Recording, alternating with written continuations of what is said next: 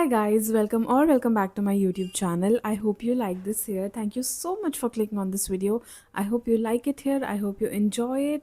And if you do not forget to like this video and subscribe to my channel. It would mean the world to me. Also, while you're at it, follow me on Instagram if you don't already. I am very much active over there. And with that, let's get on with today's video. जैसे कि आपने देख ही लिया होगा, आज का video का title है How to get started with literary fiction.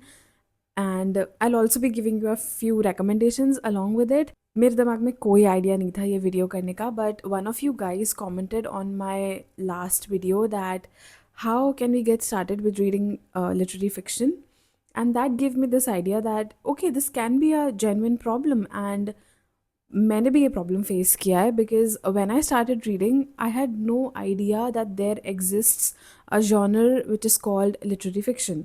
I did not even know कि मैं लिटरेरी फिक्शन की बुक्स पढ़ रही हूँ. That's how ambiguous this genre is, क्योंकि कभी भी लेबल क्लियरली नहीं होता कि this is literary fiction. Because if you go and see, there's romance, there's fantasy, even romantasy now to some extent, and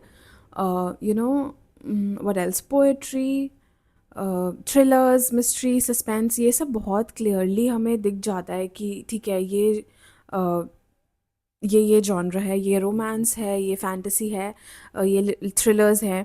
but literary fiction is a genre which I feel is very ambiguous, because also there is general fiction, contemporary fiction, and somewhere it feels lost. तो generally ये clarity नहीं होता कि ये लिटफिक की book है या जो भी. It's one of my favourite genres. That's what I realised last year. I did not think कि मुझे इतना ज़्यादा इंटरेस्ट आएगा लिटरेरी फिक्शन में, but I am very very interested in literary fiction. So let's first start by understanding what literary fiction actually is. तो अगर आप एक बुक पढ़ रहे हो जिसमें प्लॉट पे ज़्यादा फोकस नहीं है और कैरेक्टर्स पे बहुत ज़्यादा फोकस है, emotions, feelings, human nature, flaws, reality, इस सब पे बहुत ज़्यादा फोकस है, that is very likely to be a literary fiction book. बहुत ज़्यादा फास्ट पेस नहीं होती ये books.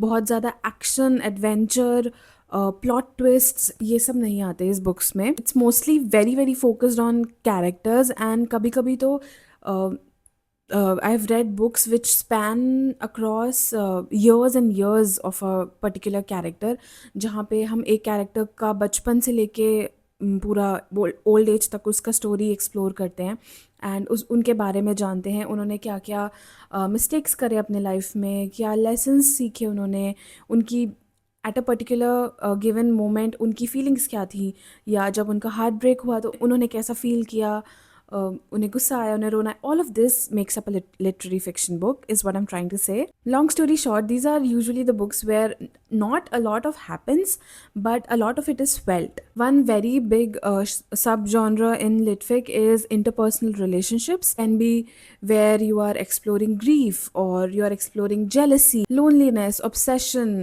all of these feelings. Also, literary fiction is a lot of the time disguised as some other genre. So for example, एक book होगी जो romance book होगी on the face of it, but उसके अंदर बहुत ज़्यादा focus नहीं होगा on the romance, rather than focus होगा on the feelings of the characters. And usually कोई ना कोई सब प्लॉट होगा, जैसे उस कैरेक्टर की बैक स्टोरी, या उस कैरेक्टर का रिलेशनशिप कैसा है अपने पेरेंट्स के साथ, अपने सिबलिंग्स के साथ.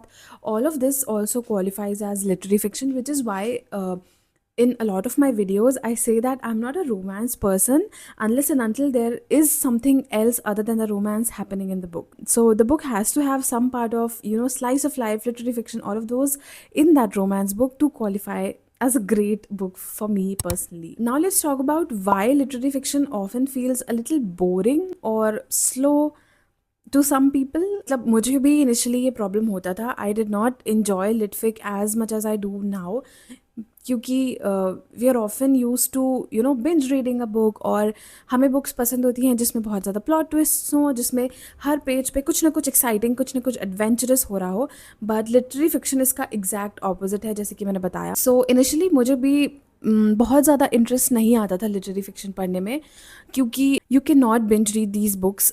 To, the writing is slow, often ऐसा होता है कि हम एक पर्टिकुलर इंसिडेंट को ही लेके 2, 3, 4 चैप्टर्स एक्सप्लोर करते हैं, या पूरी पूरी बुक भी उसी इंसिडेंट को लेके होती है। जैसे कि मैं अभी एक बुक रेकमेंड भी करूँगी which is good material by Dolly Alderton. उसमें जो पूरी बुक है it's about the breakup of this two people, and पूरी book is literally about that breakup and how जो जिसका ब्रेकअप हुआ है वो उसे डील कर रहा है, एंड वो क्या चीज़ें फील कर रहा है, उसे लोनली लग रहा है and all of that. And usually कोई क्लियर पॉइंट या प्लॉट नहीं होता इन बुक्स का, दे जस्ट आर देयर। इससे ज़्यादा और अच्छे से मैं एक्सप्लेन नहीं कर पा रही हूँ, I am sorry. One thing that I have learned while reading these books is that ज़रूरी नहीं होता कि हमें सब कुछ समझ आए जो इन बुक्स में लिखा है। It's okay to just read it and feel it and experience it. Maybe वो चीज़ आपको अपने लाइफ के किसी और पॉइंट पे ज़्यादा अच्छे से समझ आएगा, and that is completely okay. I feel like यही इन अ नटशेल जिस्ट है लिट फिक पढ़ने का। Let's talk about how to start reading literary fiction. So मेरा नंबर 1 पॉइंट हमेशा यही रहेगा कि do not binge read these books, because आप बोर हो जाओगे, आपको स्लो लगेगा, आपको नींद आने लगेगी। अगर बिंज रीड करना है तो थ्रिलर्स रीड करो, रोमांस रीड करो। लिटरेरी फिक्शन बिंज रीडिंग के लिए नहीं बना है, unless and until you feel like you want to binge read that book, वो तो फिर अलग बात हो गई। But don't force yourself to read like 50 pages in a single go, नहीं होगा। If you're starting out, pick a simple book. I'll recommend some of them in the later part of the video. So pick out that book. एक book उठाओ, छोटी book उठाओ, easy book उठाओ जिसकी writing easily समझ आ रही हो, and start reading that book. उसके इनिशियली 10 पेज पढ़ो, 15 पेज पढ़ो, नहीं समझ में आ रहा, इट्स ओके, जस्ट पढ़ लो। Let it breathe, you know, let it simmer in your brain while you're at it. Number 2, stop highlighting everything. And I say this with utmost consideration to my fellow annotators here, but you do not have to highlight every single thing. मैं भी ये करती थी। मुझे ये लगा कि अरे ये लिटरेरी फिक्शन बुक है, इसमें तो बहुत सारे कोट्स होंगे, तो let me just highlight and underline every single thing. No, I personally am not an annotator. I sometimes annotate books which I feel like, but mostly मैं नहीं करती हूँ एनोटेट, क्योंकि that does not come naturally to me. तो it's okay, it's okay. कोई quote अच्छा लग रहा है रैंडमली तो उसे अंडरलाइन कर लो, और नहीं अंडरलाइन करने का मन तो लेट इट बी। अभी पढ़ के तो देखो कैसा लगता है पूरी book. A very nice alternate to annotating is photo खींच लो। फ़ोन तो हमेशा साथ में होता ही है, फ़ोन चलाते भी हैं हम पढ़ते पढ़ते वक्त। ऐसा तो है नहीं कि एक बार पढ़ा तो फ़ोन किसी दूसरे रूम में रखाएंगे। मैं तो नहीं करती हूँ, मेरे हाथ में फ़ोन रहता ही है, तो मैं फ़ोटो खींच लेती हूँ उस कोट का जो मुझे अच्छा लगता है। एंड अब तो फ़ोटोज़ में भी you can highlight that quote, और जो भी, मतलब इट्स वेरी इजी नाउअडेज़। तो अगर नहीं एनोटेट करने का मन है, मत करो, एग्जाम थोड़ी है यार। Number 3, do not focus on the plot, do not try to understand कि क्या हो रहा है, क्यों हो रहा है। ट्राई फोकसिंग ऑन मोर कि तुम्हें फील कैसा हो रहा है ये पढ़ के। इमोशंस एक्सप्लोर करो, अंडरस्टैंड करो वो कैरेक्टर को, उस कैरेक्टर में क्या फ्लॉज है, तुम्हें क्या अच्छा लग रहा है उस कैरेक्टर के बारे में, तुम्हें क्या बुरा लग रहा है, क्या चीज़ से तुम्हें इक आ रहा है उस कैरेक्टर से, एंड अंडरस्टैंड दोज थिंग्स। जैसे फॉर एग्जाम्पल अगर उस बुक में 3 कैरेक्टर्स हैं, तो try to understand which one of the characters you are relating to the most. जानने की कोशिश करो कि ये चैप्टर पढ़ के या ये पेज पढ़ के तुम्हें क्या इमोशंस आए उस कैरेक्टर के साथ जो हो रहा है। अगर वो तुम्हारे साथ होता तो तुम कैसे रिएक्ट करते, क्या तुम उस कैरेक्टर के जैसे रिएक्ट करते या तुम अपने जैसे रिएक्ट करते, all of these things. Number 4 is to Google and YouTube it out. Okay, what I mean by this is, अगर तुमने एक लिटरेरी फिक्शन बुक ख़त्म कर ली, लेट्स सपोज, तो और तुम्हें नहीं समझ में आया कि तुम्हें क्या पढ़ लिया ऐसा तुमने, इसमें क्या था इस बुक में, गूगल करो interpretations, read blogs, read articles, read reviews. YouTube पे देखो कि लोग उस बुक के बारे में क्या बात कर रहे हैं और उन लोगों के क्या थॉट्स हैं इस बुक के बारे में, उन लोगों ने कैसे परसीव किया इस पर्टिकुलर बुक को।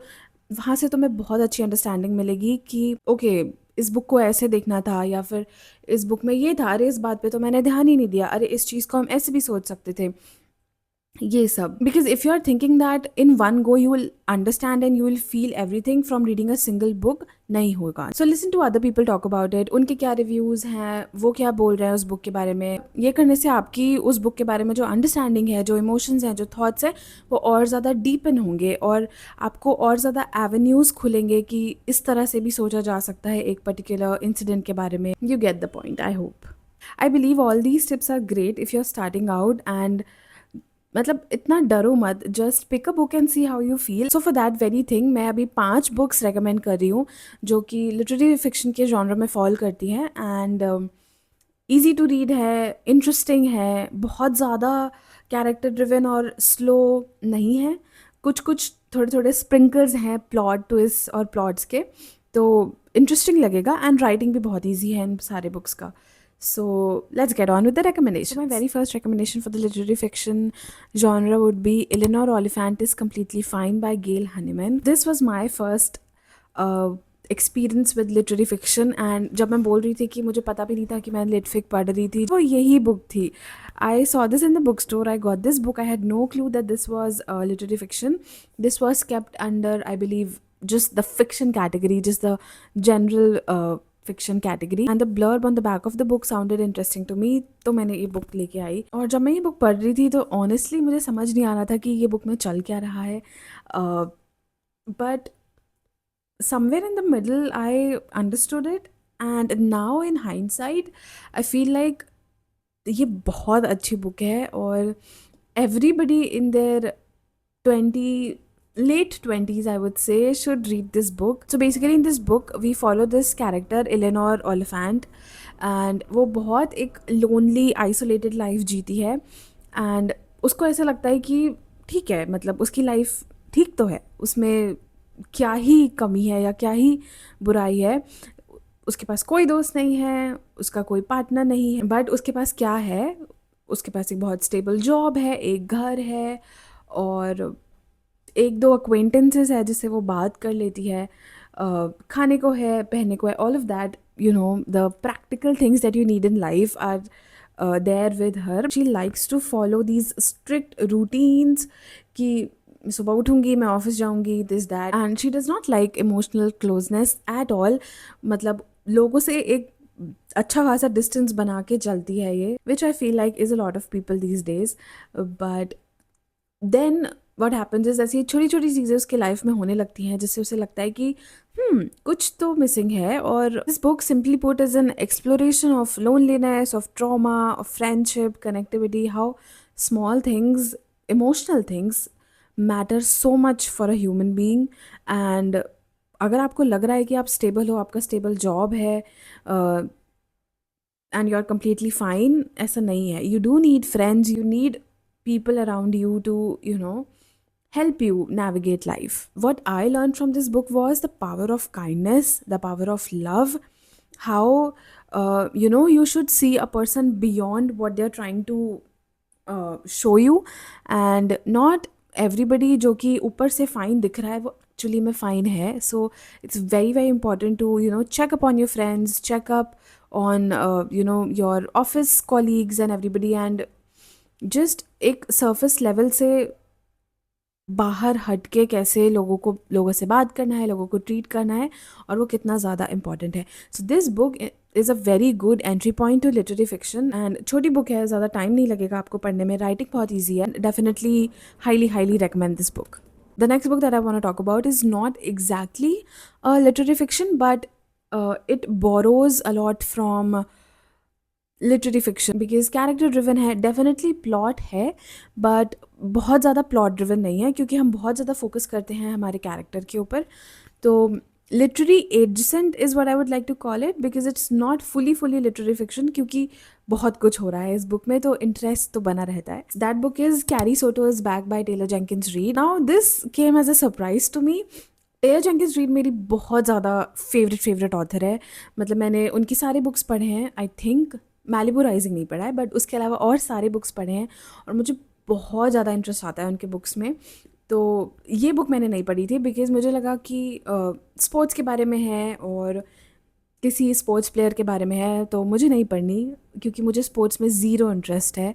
But I was so wrong about it. ये बुक है about tennis player Carrie Soto, and पूरी बुक उसी के लाइफ पे बेस्ड है। इस बुक में हम एक्सप्लोर करते हैं कैरी सोटो, उसके इंटरपर्सनल रिलेशनशिप्स, और उन्होंने कैसे टेनिस खेलना स्टार्ट किया, उन्होंने क्या क्या प्रॉब्लम्स फेस करी, कैसे वो वर्ल्ड चैम्पियन बनी। ये सब बुक के फर्स्ट हाफ में है, और सेकेंड हाफ में हम देखते हैं कि एक बार टेनिस चैम्पियन बनने के बाद जब उन्होंने रिटायरमेंट ले लिया था, उसके बाद वो कैसे वापस आते हैं टेनिस में। That is one of the main themes of this book. But in the sense of literary fiction, what this book talks about is jealousy, competition, grief, Carrie Soto's relationship with her father. Why I like this book and why I'm recommending this book in this video is because this is very very character driven. So if you're somebody who does not enjoy character driven stories that much, I feel like this is a great starting point.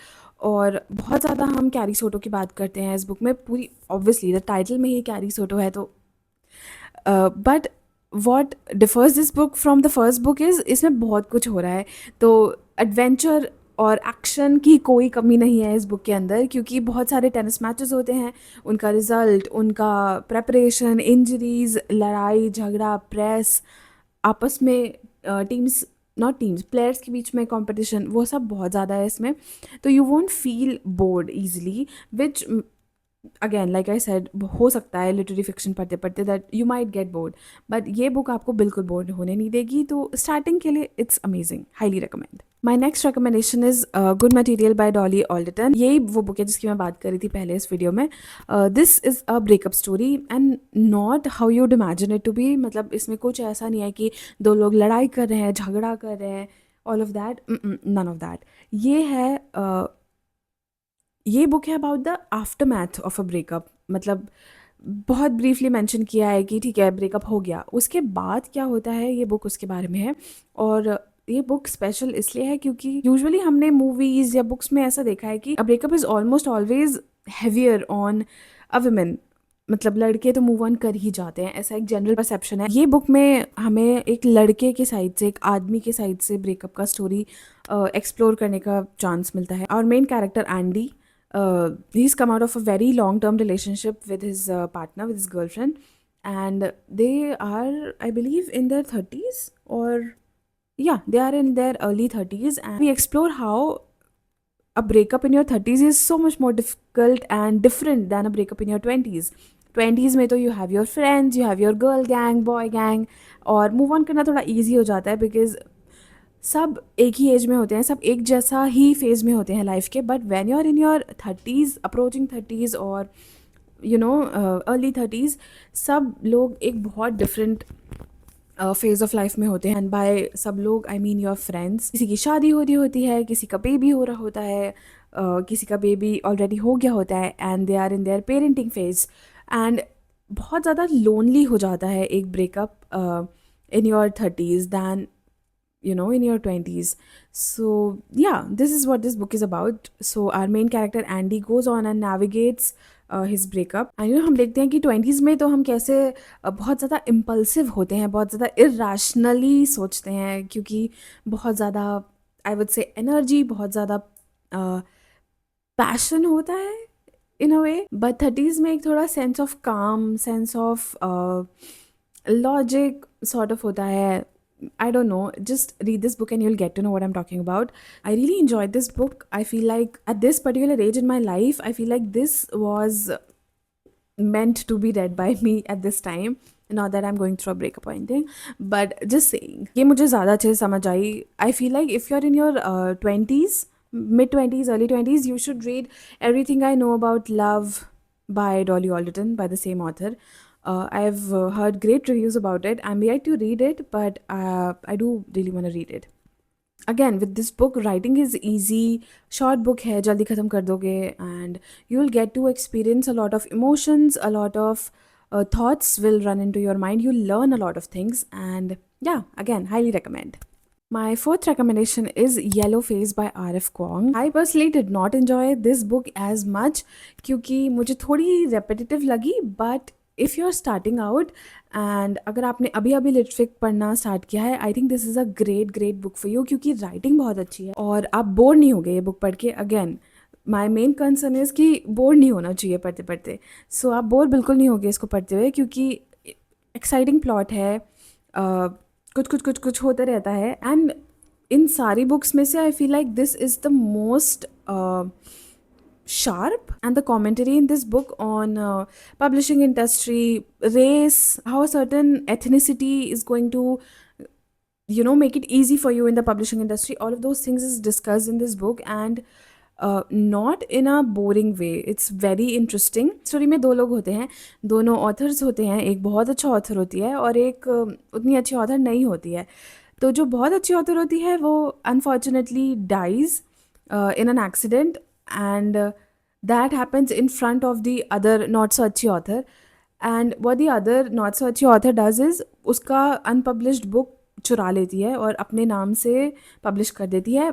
All of that you'll explore more, and this is not a spoiler क्योंकि ये पहले ही कुछ 10 pages में हो जाता है ये सब. This out of all my recommendations is very plot driven, which is contradictory to literary fiction, but the commentary in this one definitely is amazing and qualifies as a litfic in my opinion. Definitely give this one a try. Easy to read, humorous, again short, and this is how many pages? Yeah, not even 350 pages, 320 something pages. और इसका cover मुझे बहुत अच्छा लगता है. Also again, this is a recommendation if you wanna start reading R.F. Kuang. Definitely मतलब बाकी सारी books R.F. Kuang की इससे बहुत अलग हैं, but starting point. My last recommendation is My Husband by Maud Ventura. Sorry, the light has shifted because सूरज जा चुका है. But yeah, I'll quickly wrap up the video. This is my last book anyway. It's translated from French. So एक बहुत एक बहुत cold undertone हमें feel होता है through out reading this book. बहुत ज़्यादा ऐसे डिटैच्ड फील होता है जो कि क्लासिक है फ्रेंच लिटरेचर का. ये book in it self, out of all my recommendations, if there's one book that you should read regardless if you're starting out literary fiction or not, is this one. मतलब इसका जो इसमें जो character है, that woman who is madly, crazily, obsessively in love with her husband, hence the title, is super super unhinged. मतलब आधे time तो लगता है कि क्या ही चल रहा है इस बुक में और क्या ही पढ़ रही हूँ मैं, but then you can't just stop reading it because her time वो कुछ ना कुछ ऐसा अलग अतरंगी कर रही होती है that you are like bro. So this is told from the perspective of this woman जिसका नाम हमें थ्रू आउट द बुक नहीं पता चलता है.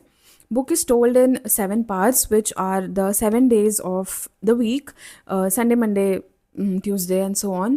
So from the surface उसकी लाइफ एकदम नॉर्मल लगती है.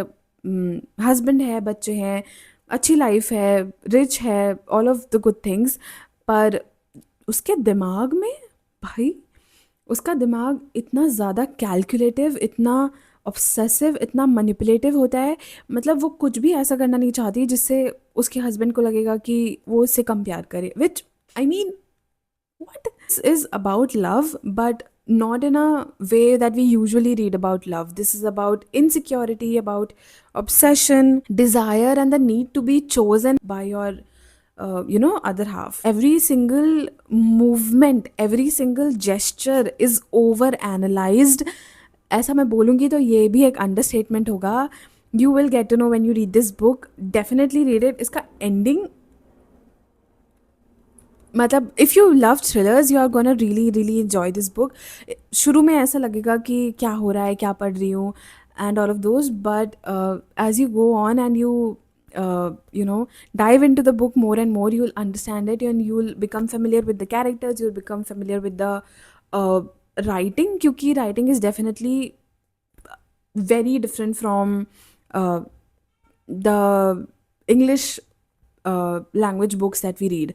So फ्रेंच लैंग्वेज से ट्रांसलेटेड है इसलिए और भी ज़्यादा डिफरेंट लगती है राइटिंग, और कॉन्सेप्ट भी बहुत ज़्यादा डिफरेंट है than what we usually read. So yeah, definitely मतलब हैप्पी बुक तो नहीं है ये. Don't expect it to be comforting. ये बहुत ज़्यादा sharp, unsettling, unhinged kind of book है. तो I would say proceed with caution, but इतना भी नहीं. मतलब थ्रिलर्स अगर पसंद है, साइकोलॉजिकल थ्रिलर्स अगर आपको अच्छे लगते हैं तो आपको ये बुक बहुत बहुत अच्छी लगेगी और आप सबको ये रिकमेंड करोगे. एंड या I think with that I am done with my recommendations for this video. और यार डरने की ज़रूरत नहीं है. It's just a genre. अच्छा लग रहा है तो पढ़ो, नहीं लग रहा तो मत पढ़ो. सिंपल है. ज़रूरी नहीं है कि हमें लिटरेरी फिक्शन पढ़ना है to look more intellectual. Performative reading बहुत ज़्यादा ट्रेंड में है, पर अवॉइड करो. सिंपल बुक्स पढ़ो. If you like romance, read romance. If you like thrillers, read thrillers. कोई कमी नहीं है बुक्स की. जो अच्छा लग रहा है वो पढ़ो. फोर्स मत करना खुद को पढ़ने के लिए. अगर नहीं अच्छा लग रहा है DNF कर दो. Simple, move on.